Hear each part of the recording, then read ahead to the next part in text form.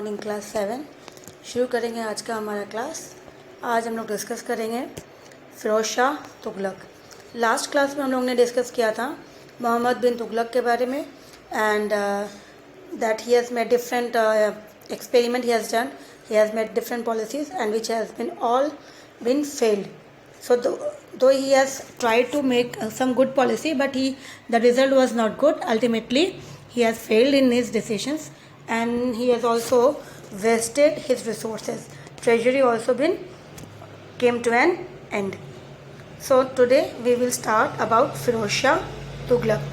So after Muhammad bin Tughlaq, his cousin Firoz Shah Tughlaq, a peace-living and benevolent rulers. So who took that successor? Who became the successor after Muhammad bin Tughlaq? Firoz Shah, his cousin. So Muhammad bin Tughlaq के जो cousin थे Firoz Shah, वो बने next ruler, and it was said that Firoz Shah was a peace-loving and benevolent ruler. बहुत ज़्यादा शांति और लोगों में प्यार बांटना, वेलफेयर, एक दूसरे के साथ मिल के रहना, ऐसे इंसान थे Firoz Shah. From the very beginning, he sought the support of the nobles and ulema, whom Muhammad bin Tughlaq did not allow to interfere in the matter of the states. So from starting, इन्होंने किसको follow किया?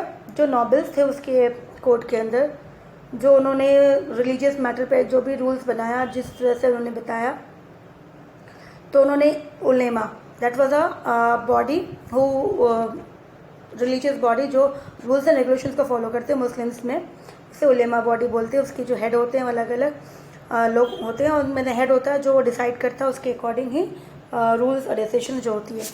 तो यहाँ पे कहा गया he follow उलेमा and Muhammad bin Tughlaq and he also follow the support of he got the support of the nobles also, which whom Tughlaq did not like, जिसमें देखा गया तुगलक ने इन लोगों की सपोर्ट नहीं ली थी, उलेमा को फॉलो नहीं करते थे. But Firoz Shah follow ulemas and he got the support of nobles के. तो नॉबल्स किसे बोलते हैं? Nobles that was aristocrat peoples, और द मिनिस्टर्स जो हैं, जो पैसे वाले, जो उनको गाइड करते हैं, उनको सपोर्ट करते हैं डिसीजंस में, उन्हें कहा गया. तो नॉबल्स हो गए पैसे वाले rich peoples who have been as a post, who got the post highest post, तो वो रूल कर रहे हैं वहाँ पे. मिनिस्ट्रीज, जिस तरह से मिनिस्टर्स होते हैं वैसे वो किंग को एडवाइस करते हैं. तो इसी तरह से मोहम्मद बिन तुगलक ने जिस तरह से उलेमा को उन्होंने अपने स्टेट मैटर्स के अंदर इंटरफेरेंस करने से मना कर दिया, उस बॉडी को जो रूल्स बॉडी थी रूल्स बनाती है. Firoz Shah Tughlaq handed out large इक्तास to the nobles and made the इक्ता system hereditary.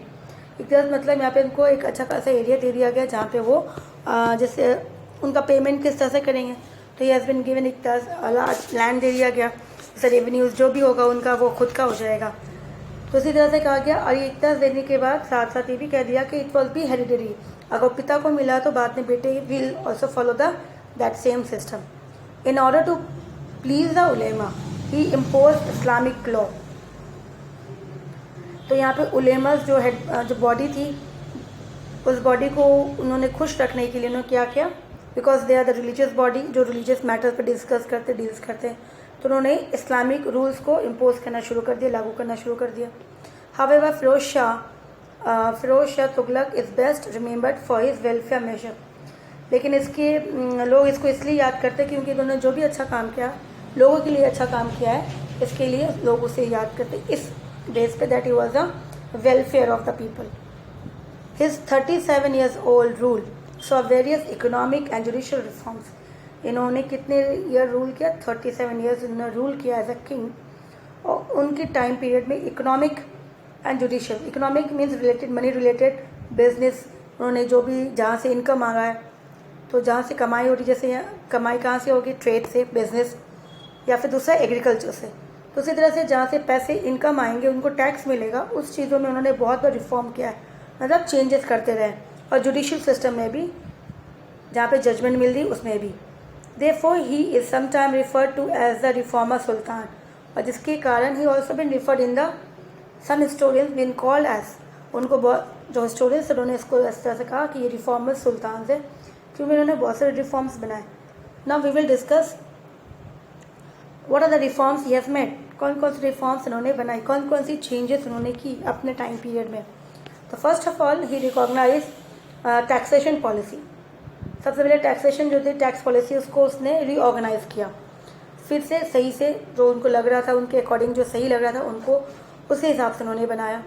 He not only reduce the tax in the Doabs regions, तो डोब्स रीजन में जहाँ पे हमने देखा मोहम्मद बिन तुगलक ने टैक्स को इंक्रीज़ करने की कोशिश की थी, फिर अल्टीमेटली उन्होंने देखा कि वहाँ पे एग्रीकल्चर हुआ ही नहीं।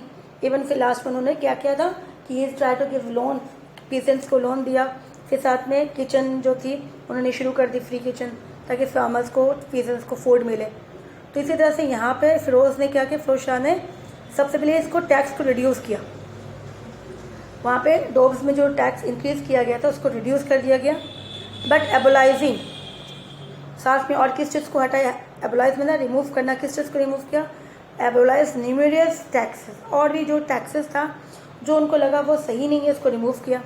ना तो पीपल ओनली पेड 4 टैक्सेस, अब जो है लोग सिर्फ 4 टैक्सेस पे करते थे, दैट वॉज अप्रूव्ड बाय, और जो भी कौन प्रूव कर रहा है, अप्रूव बाय इस्लामिक लॉ, तो which include खरज, that was land revenue, commerce, states shares of लूट एक्वायर्ड ड्यूरिंग वॉर, जो भी युद्ध के दौरान जो भी पैसे किसी के पास, जो युद्ध करने के बाद जो पैसे आ जाते हैं, तो उसमें से वो कुछ जो है टैक्स गवर्नमेंट मतलब किंग को देंगे। तो ये रूल्स हुआ नंबर 2। फिर तो पहले हो गया खरज, लैंड टैक्स, कमर्स, दैट वाज जो भी लूट में वॉर के थ्रू जो भी पैसे उनको मिले उसमें से कुछ शेयर देंगे। फिर जिजियाज, that was tax on non Muslim, जो नॉन मुस्लिम से वो टैक्स देंगे। एंड ज़कात, जहाँ पे giving alms to the poor, जो गरीब हैं उनको कुछ पैसे देंगे, ज़कात देंगे, निकालेंगे। ये मुस्लिम्स में होते हैं ज़कात, but it was been given now at age all peoples are following and it is been called by different names. सभी कुछ ना कुछ धर्म का काम करते हैं, तो इसी तरह से इसमें हम इसको ज़कात के नाम से कहा जाता है। तो इसी तरह से ये 4 टैक्सेस थे, बाकी जो उन्होंने रिमूव कर दी। फिर other reforms of Firoz Shah Tughlaq including provision of irrigational facilities, जैसे हमने डिस्कस किया था कि पेमेंट कहाँ से मिलेगा, तो इरीगेशन, एग्रीकल्चर्स में अभी खेती जो करेंगे, मान लो प्लॉट है, उस प्लॉट में जो भी वो बीज लगाएंगे उनको नहीं, अगर रेनी सीजन में लगाया तो ठीक है, बट अगर अपार्ट फ्रॉम उस समय रेनी सीजन नहीं हुआ, बारिश नहीं हुई, तो उनको पानी चाहिए होगा। तो जो पानी प्रोवाइड किया जाता है लैंड में उसे कहा जाता है इरीगेशन सिस्टम, ठीक है। मे बी जैसे यहाँ पे अगर कोई सोच लो रिवर्स है, कि जैसे एग्रीकल्चर लैंड के साइड में दूर में कहीं रिवर्स है, तो उस रिवर्स के थ्रू अगर कैनल्स बना लिया जाए, ठीक है, एक नहर बना लिया जाए इसको कट करके, ताकि कुछ पानी जो है इस कैनल्स के थ्रू बाहर अंदर आ जाए और उस पानी को यूज़ किया जाए, स्टोर कर ले, स्टोर करके उस पानी को यूज़ करे किसमें, लैंड के अंदर, एग्रीकल्चर के अंदर। तो इसी तरह से ये चीज़ें यूज़ की गई। तो यहाँ पे इरिगेशन फैसिलिटीज़ कहा गया, बनाया गया सिस्टम, ताकि लोगों को, फार्मर्स को प्रॉब्लम ना हो एग्रीकल्चर में। फिर बिल्डिंग हॉस्पिटल्स, स्कूल्स एंड सराय, जहाँ पे लोग ट्रैवलिंग करते थक जाते हैं, रेस्ट रूम जो चाहिए रास्ते में, रोड्स के साइड में, तो सराया बनाया गया ताकि लोग जो है रेस्ट कर ले। मेनली जो है वो कौन ट्रैवलिंग करते हैं, एक तो ट्रेडर्स ट्रैवलिंग करते हैं, मर्चेंट्स जो बिजनेस पर्सनस होते हैं वो ट्रैवलिंग करते थे, या फिर जो लोग तीर्थ यात्रा में जाते हैं या फिर रिलीजियस मैटर के लिए जाते हैं, तो उसके लिए रेस्टिंग के लिए उन्होंने सराय बनाया गया, जैसे कहा जाता है सराय या कर्ज खानाज, एस्टैब्लिश टू प्रोवाइड एम्प्लॉयमेंट। साथ में वहाँ पे जो काम करने वाले उनको थोड़ा सा एम्प्लॉयमेंट भी मिल जाएगा, लोगों को काम, उनको देखने के लिए जो भी लोग रहेंगे। तो इसी तरह से इन्होंने सिस्टमेटिक कुछ ना कुछ, ताकि उनकी प्रॉब्लम सॉल्व करें लोगों की। A special charity department call Diwan Khairat, जहाँ पे वो चैरिटी करेंगे, लोग जो है जिसके पास ज़्यादा पैसे वो दान पुण्य करना चाहेंगे, वो set up to look after widows and orphans. अब इसको बनाया गया ये ताकि जो विधवा है, जो फिर जो अनाथ है, उनको देखने के लिए, उनके लिए, उनका खर्च निकालने के लिए ये चैरिटी एक डिपार्टमेंट बना दिया गया, इसका नाम लिया गया दीवान खैरत। तो इसी तरह से उन्होंने कुछ अच्छे काम किए जिसके लिए लोग उनको पसंद करते थे, ठीक है। अब हम डिस्कस करेंगे एडमिनिस्ट्रेशन इन द सल्तनत। अब पूरी दिल्ली सल्तनत, यहाँ पे एज अ फुल होल हमने अलग अलग डायनेस्टीज़ पढ़ी। डायनेस्टीज़ मतलब जो रूलर्स, जो किंग थे, अलग अलग rule, they have rule for 30 years 40 years जो भी थे उनकी नेक्स्ट जनरेशन रूल करते डायनेस्टीज, तो अलग अलग डायनेस्टी आए। तो इसी तरह से डायनेस्टीज, अब हम लोग ऑल टुगेदर उस डायनेस्टी, ये सारे डायनेस्टीज किसके अंदर थे? सल्तनत के अंदर, दिल्ली सल्तनत के अंदर। तो ओवरऑल दिल्ली सल्तनत में एडमिनिस्ट्रेटिव सिस्टम कंट्रोल कैसे करते थे पूरे के पूरे सिस्टम को, वो डिस्कस करेंगे इसमें। अब the sultan had absolute power and was responsible to protect his people from foreign attacks and maintain law and order. तो सबसे पहले कि वो जो सुल्तान है, he was the head, king है, अब वो पूरा पावर उसी के पास है, एब्सोल्यूट पावर, मतलब वही जो बोलेगा that was the final decision. साथ साथ उसकी जिम्मेदारी क्या है? ही विल रिस्पॉन्सिबल, अपनी जनता को देखेंगे, जनता की प्रॉब्लम को सॉल्व करेंगे, अगर कोई अटैक करता है देश के ऊपर तो उसके ऊपर जवाब देंगे, और लॉ एंड ऑर्डर देश के अंदर ज़रूरी है मेंटेन करना, वो चीज़ें वो देखेंगे। Although assistant by number of officers, लेकिन वो अकेले नहीं करेंगे, they will be other number of officers, ministers होंगे। So the sultan was also called the chief justice. न्याय देने के लिए, जजमेंट देने के लिए भी लोग सुल्तान के पास जाते हैं, तो चीफ जस्टिस भी सुल्तान को कहा जाता है। कमांडर इन चीफ भी सुल्तान ही है, कि जो आर्मी को लीड करेगा तो who will the commander in chief, तो सुल्तान ही रहेंगे, ठीक है। So the sultan enjoy supreme power and by Balban's rules. तो कहा गया सुल्तान जो है वो सुप्रीम पावर यूज़ करे, मतलब अल्टीमेट पावर, इसके पास बहुत सारे पावर्स हैं। And by the Balban's rules the sultan was considered to be god. तो जब बलबन आया था तो उसने क्या किया था, उन्होंने शुरुआत की थी सिजदा वाला बायपोश, कि उसको लोग जो है as a god rule, as a god करें मानेंगे और वो उनको रिस्पेक्ट करेंगे।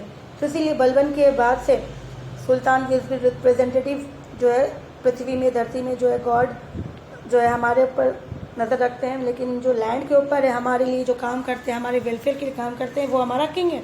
तो इस तरह से वो बलबन ने ये सिस्टम को शुरू किया था। तो इसके बाद से ये सिस्टम कंटिन्यू रहा, that sultan will be the considered as the representative of god on earth. तो इसी तरह से ये शुरुआत हो गई इस समय से, जहाँ पे उसने सिजदा किया था, जब ये पैर झुक के फीट किंग की फीट्स को टच करके किस करना है, इस तरह से सिस्टम उन्होंने शुरुआत की थी। Now the noble enjoy his high positions in the state administrate. Nobles, वापस यहाँ पे नोबल्स बता रही हूँ, रिच पीपल, एरिस्टोक्रेट पीपल्स जो थे किंग्स के अंडर्स के अंदर, उनको एक अच्छा खासा पोजीशन दिया गया था। अब वो एडमिनिस्ट्रेटिव के अंदर भी थे, मिनिस्टर्स अलग अलग डिपार्टमेंट को संभालते थे। So all important military and civilian post we are held by the nobles. तो जितनी सारी इंपॉर्टेंट पोस्ट थी, भले वो मिलिट्री वाली हो या फिर सिविलियन वाले हो, सभी किसके पास थी? नोबल्स के पास थी। द खान, द मालिक, द अमीर और द हाई रैंकिंग नोबल्स, ये जो थे सरनेम, ये सारे हाई रैंकिंग वाले थे, हाई पोस्ट वाले नोबल्स थे दिल्ली सल्तनत के पीरियड में, ठीक है।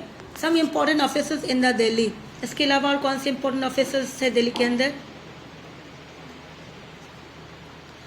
सल्तनत एडमिनिस्ट्रेशन इंक्लूडिंग द वकील Dara who was responsible for the entire royal house hold, जो पूरी रॉयल हाउस होल्ड को देखना किस तरह से काम हो रहा है नहीं हो रहा है, उसका ये काम देखना था वकील दारा। फिर अमीर हाजिब, ये मास्टर ऑफ सेरेमनीज, कि जो भी फंक्शंस होंगे ये सारा कंडक्ट करेंगे। सो सुल्तान रिसीव ऑल इन्फॉर्मेशंस, सभी इन्फॉर्मेशंस इंक्लूडिंग जो पेटिशंस है, जो एप्लीकेशन लेके जाते हैं, तो वो कौन से डिपार्टमेंट के थ्रू जाएगा? अमीर हाजिब। तो अमीर हाजिब जहाँ पे वो पेटिशंस और जो भी किंग जो है रिसीव करेंगे इन्फॉर्मेशन, इसके थ्रू रिसीव करेंगे। द वजीर supervise all the other department and was also responsible for revenue collections, salaries and salary and allotment of land among many other functions।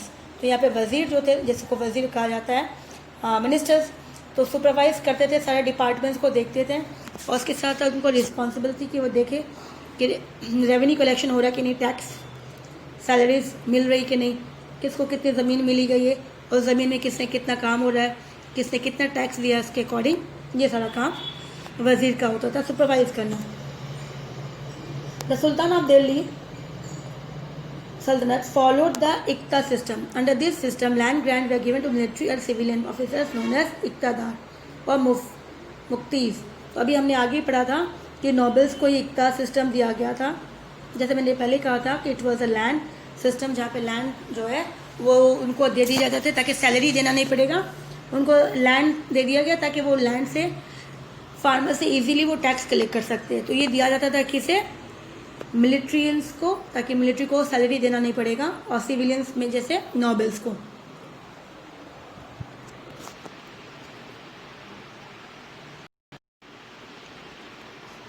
तो इसी तरह से उनका जिनको ये सिस्टम दिया गया तो उनको कहा जाता था इक्तदार या मुक्तिस। This officers were in charge of collecting tax from the assigned land. तो जिनको जिनको इतना सिस्टम दिया गया था उनके पास ये था कि वो उस ज़मीन से आराम से वो टैक्स कलेक्ट करेंगे। A part of the tax was deposited to the Sultan treasury. They was also responsible for maintaining an army also. साथ साथ जो टैक्स, कुछ टैक्स सुल्तान के ट्रेजरी में जा रहा था और कुछ मिलिट्री मेंटेन करने के लिए पैसे खर्च किए जाते थे कि मिलिट्रीज जो है वो किस तरह से मेंटेन करें, उनके पास अब आर्म्स एंड एमिनेशन है या नहीं, तो कुछ पैसे जो है उसके अंदर खर्च करने के लिए वो अलग से रखा जाता था। The sultan maintain a strong army, ज़रूरी है because he has to support his citizens from the enemy. तो उनको बचाना है, खुद को अपने आप को बचाना है, कंट्रीज़ को सेव करना है, तो they have to made a strong army who can fight, जो लड़ सकते हैं। The military affair were are manage by the officers called अरीज़े मुमालिक। तो ये जो मैटर डील करता था मिलिट्री अफेयर्स, जो मिलिट्रीज की प्रॉब्लम से रिलेटेड जो भी काम होता था ये मैनेज करते थे इस डिपार्टमेंट ऑफिसर्स, नाम है रीज़े मुमलिक। ड्यूरिंग अलाउद्दीन खिलजीज रीजन्स चेहरा और a full description was maintain to check the quality of trophs.